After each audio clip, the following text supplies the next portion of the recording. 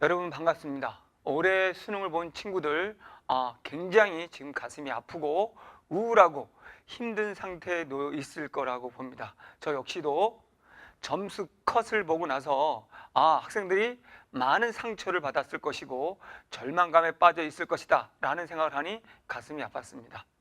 자, 분명히 여러분들은 선생님들 강의를 열심히 듣고 믿고 따랐을 뿐입니다. 그런데 여러분들의 시험 성적은 그 노력한 거에 대해서 전혀 호응되어 있지 않습니다. 어떻게 보면 선생님을 믿고 따른 그 열심히의 배신을 당한 거라고 보면 될 것 같습니다. 자, 이 제목처럼 불수능 국어, 과연 누구에게 돌을 던져야 할까요? 자, 그러면 오늘 제 이 강의의 핵심은 이제 우리가 국어라는 공부를 어떻게 정확하게 해야 되는 것이고, 우리가 이제 단순히 슬퍼만 할 것이 아니라 다음 혹여 한 번 더 공부를 하게 된다면 제대로 공부를 하기 위해서는 뭔가 선생님들을 선별하고 내가 스스로 공부하고 하는 데 있어서 얼마나 이 선택이 중요한가를 알려드리고자 하는 겁니다. 자, 분명히 여러분들은 열심히 믿고 따라한 죄밖에 없습니다. 자, 누구에게 돌을 던져야 하는가? 일단은 정답은 저에게 돌을 던지시기 바랍니다. 자, 불수능 누가 만들었을까? 학원 선생님들이? 출제위원이? 학생들이? 여러분은 과연 불수능을 누가 만들었다고 생각합니까? 보통 학생들은 출제위원들을 많이 원망하고 있을 거라고 봅니다. 자, 그런데 저는 출제위원은 두 번째 책임자라 보고 첫 번째 책임자를 저는 저를 비롯한 선생님들, 학원 선생님들이라고 저는 생각을 합니다.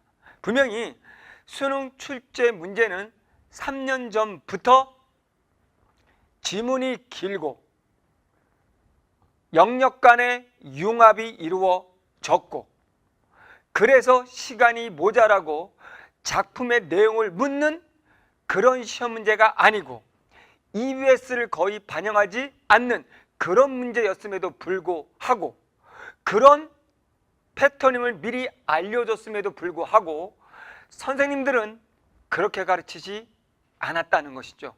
그렇다면 우리 불수능을 만든 건 바로 선생님들이라고 저는 볼 수밖에 없는 겁니다. 단연 저를 포함하겠죠. 그런 패턴 바뀌어지는 수능 지문들에게 충분히 접근할 수 있는 힘을 주어야 되는데, 선생님들은 단순히 뜻풀이, 단순히 해설, 단순히 읽어주기만 하면서 곧 그렇게 하면은 점수가 올라갈 것처럼 여러분을 가르쳐 왔습니다. 자, 돌을 던지시기 바랍니다. 저는 지금까지 두 번의 돌을 맞았습니다. 3년 전에 우리 메가스터디에서 전국 모의고사를 실시하면서 제가 출제한 모의고사가 길고 융합형이 나와서 그 당시 모의고사와 다르다고 많은 학생들이 저에게 돌을 던졌습니다. 그 당시 모의고사 1등급 컷이 70을 넘지 못했습니다. 그리고 나서 저는 1년 후에 저만의 모의고사인 블랙 모의고사를 만들었습니다. 역시 또 분명히 시험은 어려워지고 복합형으로 가고 있고 길어지고 있는데, 제가 그렇게 내고 또 평가원과 새로운 문제 유형을 30%씩 첨가했다고 많은 학생들이 저의 블랙 모의고사에 저에게 돌을 던졌습니다. 자, 이제 세 번째 제가 돌을 맞을 준비를 하고 있습니다. 왜? 제가 열심히 가르쳤지만 분명히 점수가 좋은 친구들 너무 많을 겁니다. 너무 미안하고 진심으로 사과드립니다.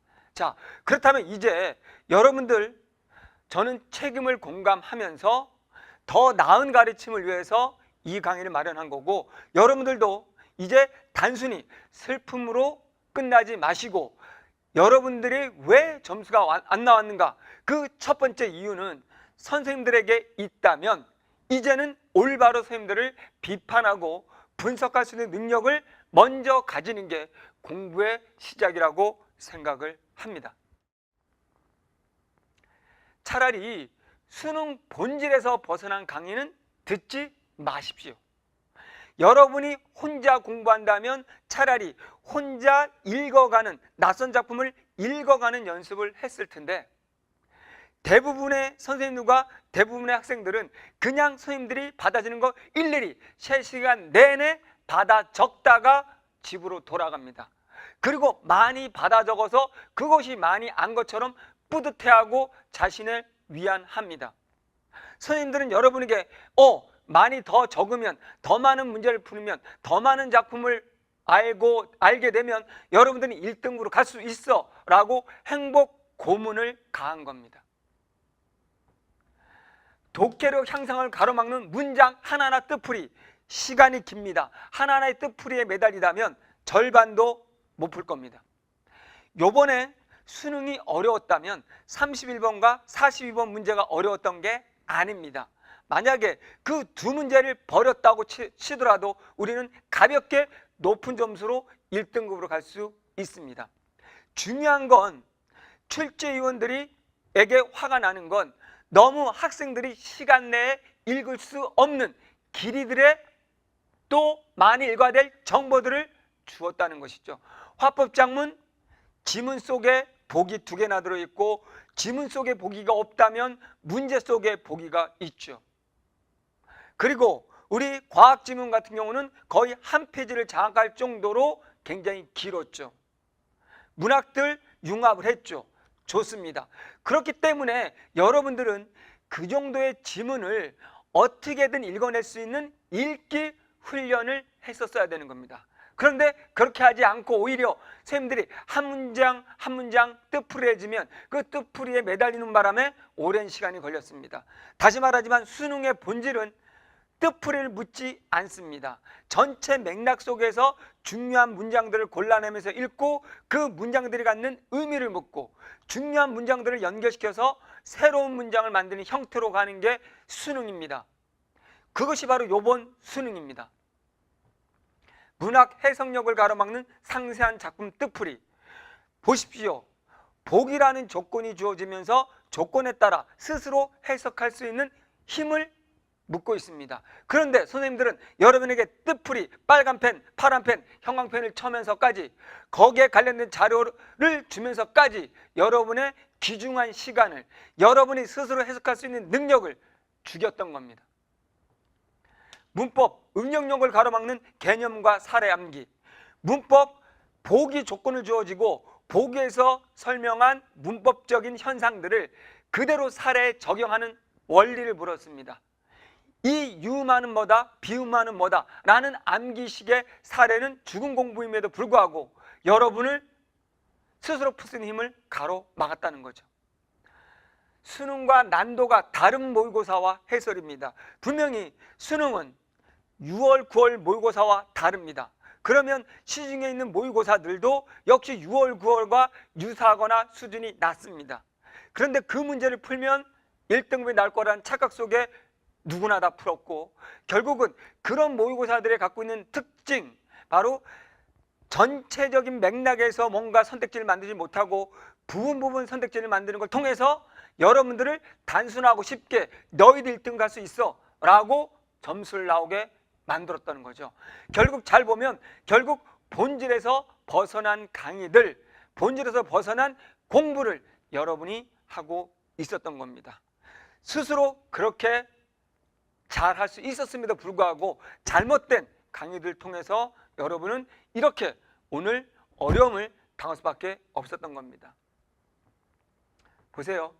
학생들 소읽고 외양간 고치기입니다. 지금 그건 바로 뭐냐면 국어 공부의 본질과 선생님들의 강의를 냉철하게 비판하라, 소읽고 외양간 고치는 격이 돼버렸죠. 지금 그렇다면 여러분들은 앞으로 소 잃지 않기 위해서는 다시 공부를 한다면, 예비 고3이라면 철저하게 국어 공부의 본질에 맞는 이 선생님들이 가르치고 있는가, 스스로 읽어갈 수 있는 힘을 주고 있는가, 그냥 읽어주고 있는가, 아무 생각 없이 친절한 뜻풀이로, 친절함으로 무장해서 자세함으로 무장하는 순간 여러분은 거기에 넘어갈 것이고, 여러분들이 아마 그래서 오늘과 같은 또 결과를 맞이할지도 모르겠습니다. 철저하게 선생님들을 비판해 보시고 여러분들이 수능의 본질에 맞는 그런 강의를 통해서 공부를 하시기 바랍니다. 자, 소 잃는 지름길은 뭐냐 그러면 보다시피 무엇을 배울 것인가를 고민하고 공부한다면 소 잃는 겁니다. 무슨 문제집을 풀 것인가 고민한다면 소 잃는 지름길입니다. 기출문제를 푸느냐, 사설 모의고사를 푸느냐, 경찰대 사관학교를 푸느냐, 니트를 푸느냐, 그게 중요한 게 아닙니다. 전 너무 안타깝습니다. 학생들은 모의고사에 매달리고 있습니다. 기출문제에 매달리고 있습니다. 저는 어떤 문제든 좋은 문제라는 전제하에 어떤 문제, 새로운 문제용이 나와도 그거를 빠른 속도로 시간 내에 풀 수 있는 그 방법이 중요한 것이지 이 문제가 좋은 문제다, 저 문제가 좋은 문제다라는 건 없다고 봅니다. 여러분을 어렵게 만들어주고 여러분을 힘들게 만들어서 아무리 어려운 수능 문제가 나와도 응용할 수 있는 힘을 키우는 근본적인 공부를 하시기 바랍니다. 얼마나 많은 지문과 작품을 정리할 것인가 이제부터는 생각을 바꾸십시오. 문학작품 굉장히 쉬웠고 뜻풀이를 묻지도 않았습니다. 뜻풀이 정도는 보기 정도에서 다 끝날 수 있는 문제였습니다. 이쯤에서 저는 양심 고백을 합니다. 제가 수능 끝나고 여러분 12시쯤에 낮 12시 여러분이 수능 보고 있을 때 저는 벌써 해설 강의를 올렸습니다. 해설 강의를 올리면서 저는 요번엔 너무 쉽다라는 생각을 가졌습니다. 여러분 다시 한번 꼼꼼히 시험 문제를 풀어보십시오.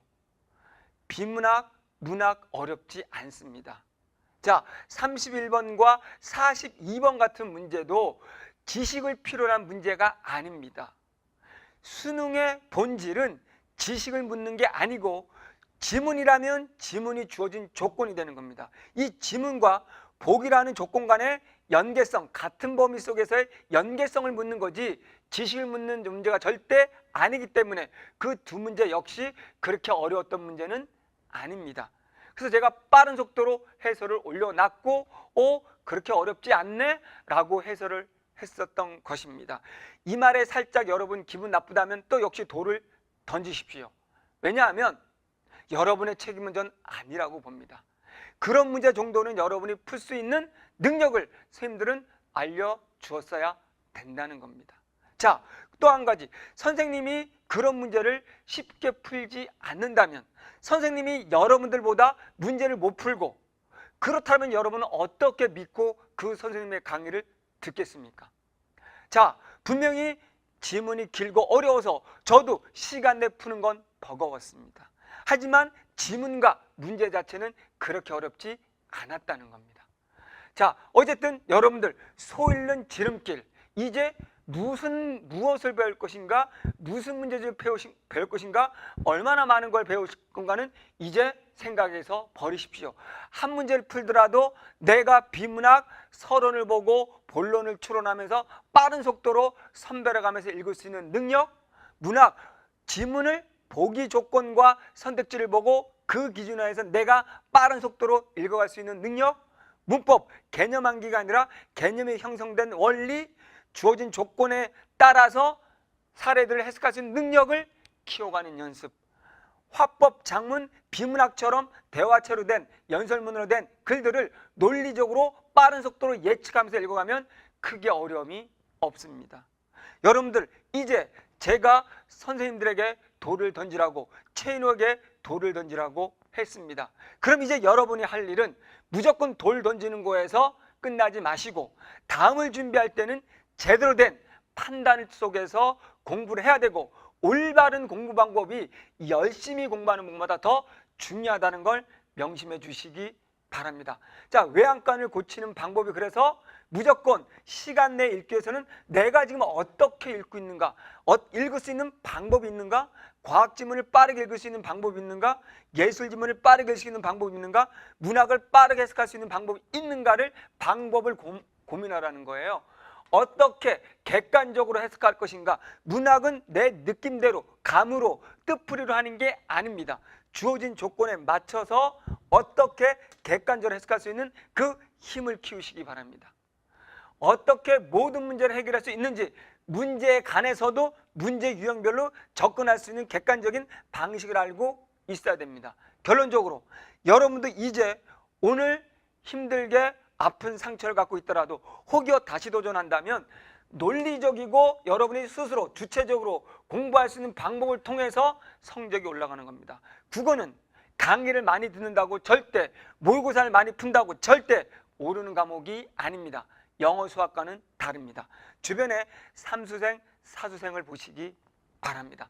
자, 그래서 여러분들에게 마지막 이 말을 남기고 저는 끝내도록 하겠습니다. 이런 현상을 벌써 주인은, 성리학의 대가인 주인은 이렇게 말을 했습니다. 도를 모르는 자는 술 취한 사람과 같다. 재해석해 볼게요. 공부 방법, 공부, 수능, 국어의 본질을 모르는 자는 술 취한 사람과 같다. 술에 취해 있을 때는 이르지 못할 것이 없다고 큰소리 치지만 이제 술에 취했다는 말은 오히려 올바른 국어 공부를 모른 채 열심히만, 강의만 많이 들어서 많은 양을 알아서 많이 받아 적어서 그런 친구들은 술에 취해 있을 때입니다. 그래서 나는 반드시 1등급에 못 가지 않을 것처럼 큰소리 치지만 술에서 깨고 난 후에는 부끄러워하지 않는 이가 없다. 술을 깨고 난 후 지금 수능을 보고 났을 때 이게 아니었구나. 그렇다면 이제 힘들어지는 거죠. 그런데 제가 오늘 초점은 이게 여러분이 아니라는 거죠. 이 가르치는 내용이 올바른지도 모른 채 이방 모르는 학생들이 무조건 1등급으로 갈 수 있어 라고 말하는 선생님들한테 저는 메시지를 전달하고 싶은 겁니다.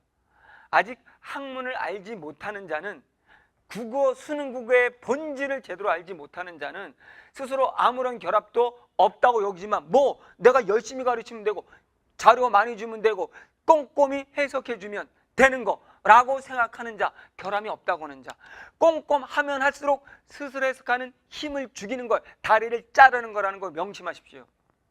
학문을 배우고 나서야 올바른 이거였구나 라고 익히고 나서야 예전에 이런 생각을 돌이켜보면 놀랍고 두려운 마음을 갖게 된다 라는 게 학문에 있어서의, 공부에 있어서의 주의 선생이 경계할 내용을 말씀드린 겁니다. 자, 이제 저도 세 번째 돌을 맞을 겁니다. 제 강의 듣고 역시 성적 안 나온 친구들 많습니다. 저는 그러나 끝끝내 옳은 방법을 알려주고자 노력을 했고, 그것들을 정확히 익히지 못하고 그것들을 통해서도 속까지라도 효과를 보지 못한 친구들에게 다시 한번 사과를 드리고, 용기를 가지고 이제 한번 한 번 더 도전하시고 좋은 결과를 얻기 바라고, 저 역시도 이 세 번째 돌을 맞으면서 하나를 가르치기 위해서 100, 1000을 연구하는 사람이 되도록 하겠습니다. 저는 이제 수능 국어 가르친 지 20년, 논술 가르친 지 20년,